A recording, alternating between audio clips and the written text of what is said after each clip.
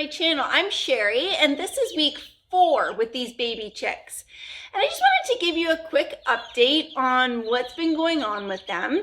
So in week 3, we moved the brooder from the living room, which is also my husband's home office during these COVID times, and we moved them into the dining room. However, they were still really loud in there. And for all of you that thought to yourself when I said we're going to keep the brooder inside, well, our living room and dining room is extremely dusty. So we decided that the baby chicks, or the little girls, were probably big enough to come out into the garage. So my husband has it set up in here that he can turn on the heat if he wants to come out here and work in winter time. So what we did is we set the thermostat out here, and we had the heat light on still. And at nighttime, I just covered 3/4 of the brooder with a blanket just to keep that heat inside and keep them toasty. So they are now out in the garage, and they will probably stay out here for about 2 more weeks. About a week and a half, and then we will be moving them into their forever home, which is our chicken coop. So the other thing that happened this week is that we gave away 6 of our chickens, or 6 of our little baby chicks. Now, I don't know if I have mentioned it in previous baby chick updates or not, but our chicken coop will only house 12 of the big girls and 2 of the little bantams, and even then it's going to be cozy. But we live in Ontario, Canada, and it gets pretty cold here. So I think that it's going to be perfect. Now, we also built our chicken run to accommodate what our chicken coop could house. So we had 20 chicks, and we kind of had to get 20 chicks in order to be able to get the variety that we wanted. If I had wanted to only get 10, I would have only gotten 2 breeds, and I really wanted to have more than that. If you've seen my original chicken coop video, I actually had like stars in my eyes, and I was ready to order 9 breeds. Little did I know that when you order from a breeder, you can't necessarily always order onesie twosies, especially if you want them sexed. So I had to order a minimum of 5 of each breed, which is why I had 20. But I knew that I could get rid of them easy enough to someone who would really want to have them. So a couple days ago, a family of 3 stopped by. They picked up 3 of the big girls and 3 of the little girls. And basically what I did in order to select which chicks they were going to get is I gave all 20 chicks some treats. Once they were all, busy with grabbing at what they wanted to grab at, I just grabbed 1 breed or 1 big girl from each breed and put them into a container, and then grabbed 3 of the little ones. Now, the family that they went to, they have a little girl who's 5, and she is very excited to have little chicks and to raise them up. So I'm excited for them to start on their chicken journey as well. Now, the other thing that we did this week is we gave our chicks Roosts.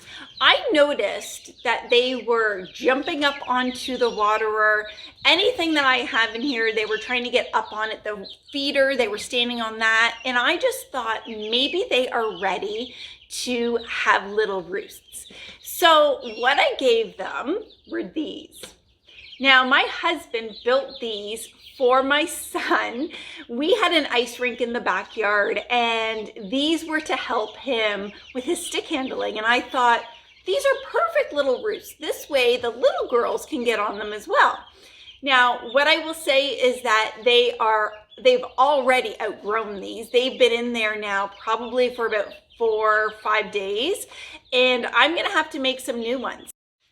Okay, so I got 2 new roosts made. So the first one I made out of a scrap piece of 2x3. I used some scrap wood that we had left over from building our raised beds. And the second one, again, I used some scrap from our raised beds, and then I used some trim that we had left over from building the chicken coop. So both of them are approximately 2x3 or 3 inches. This one's about 2.5, I think. I think what I'm going to do is I'm just going to put in this one because it's a little bit more narrow and it is a bit of an improvement from the stick handling hockey one. So I'll put this one in there, but I think I'm going to leave one of the hockey ones in there as well because we do have the silkies in there and they are still a lot smaller than the big girls. And if they can get up on here, and I notice that they're sitting up on here perfect, I'll take the little one out of there and put the second big one in there. Otherwise, I think I'm ready to put this one in there and see what happens, see if they like it.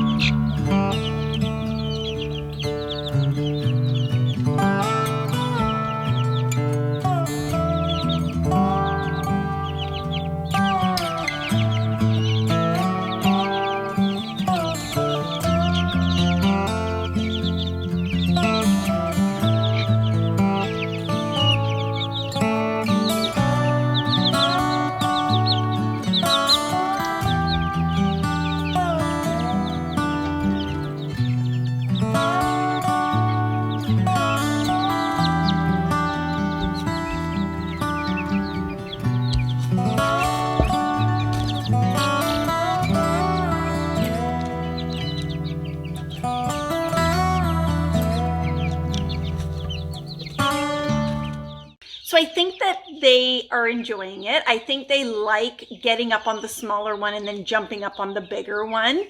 I'm going to have to really keep my eye on it because now I have two different level roosts in the brooder.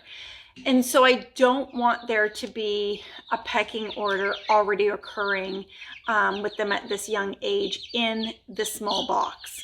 Now, I say small, I mean it is 5 feet long, but I don't want them to start that behavior because when they move out into our chicken coop, all of our roosts are the same level. We decided that we were going to try to limit the amount of pecking order that happens.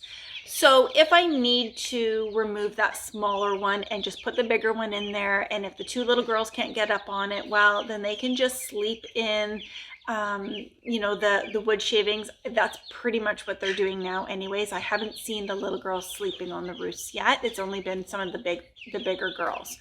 So I will keep an eye on that. So I'm going to put the camera back in there and I'm going to head outside to the garden for a little bit, but I'm going to just record, and with nobody being here in the garage, no extra noises, just to see what they do when no one's around. Thanks for spending time with me.